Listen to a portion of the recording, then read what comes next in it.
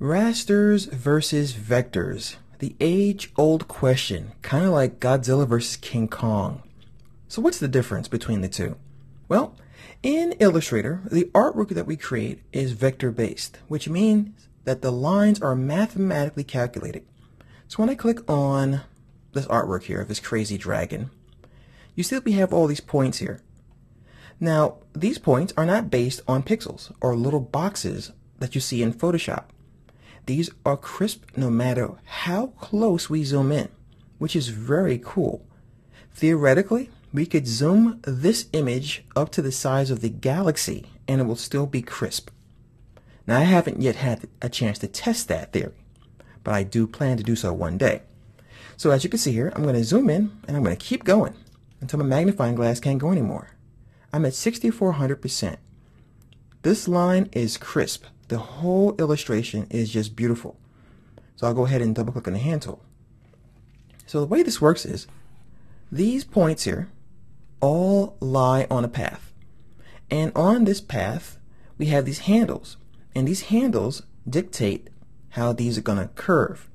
So these handles here are lying tangent to the curve. Alright, so whatever we do with the handles dictate how we're going to get this curve. And this is mathematically calculated. Generally, your Illustrator documents will be smaller by a large factor over the size of your Photoshop documents, which have tons and tons of information. So I'm going to leave the dragon alone, and we're going to head over to Photoshop, where ironically, there is a Godzilla. Now, for those of you guys who watch my tutorials, you know that I love Godzilla. I blame Godzilla for my career. Godzilla is Star Wars, alright?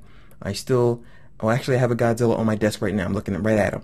So, Godzilla is one of my favorite things in the world. But let's talk about zooming in on Godzilla. I'm going to go right to his eye, and I'm going to zoom in. You see these little boxes here? These are pixels. Now, unlike Illustrator, when you create artwork in Photoshop, the artwork is made up of all of these pixels, also known as rasters. Pixel, by the way, is short for picture element. And let me move this over and we can look right into his eye. And chances are this is still not the size of his real eye. So when we zoom in, we see that we have tons of these and they vary in color. So Photoshop has to keep track of where this pixel is, where this pixel is, where this one is, and the colors of each one of them. And this takes up a huge amount of information for Photoshop to know this, especially when you perform an operation like the smudge. When you smudge things, you're moving these guys around, so Photoshop has to know where it used to be and where it is now in relationship to your other pixels. And this could be quite intensive. And as a little experiment, what you can do to see how this will really push your system is you could try to make a gigantic smudge brush and try to move a whole bunch of pixels, and you'll hear the fans of your computer start to whine because it takes that much calculation power. But in Illustrator, we can grab a whole bunch of the points and move them simultaneously and pretty much get no noise coming out of the computer. So that is pretty much the biggest difference between the Photoshop and Illustrator applications. One is going to give you very crisp artwork no matter how much we zoom in. The other will give us artwork that's going to eventually start to look jaggedy.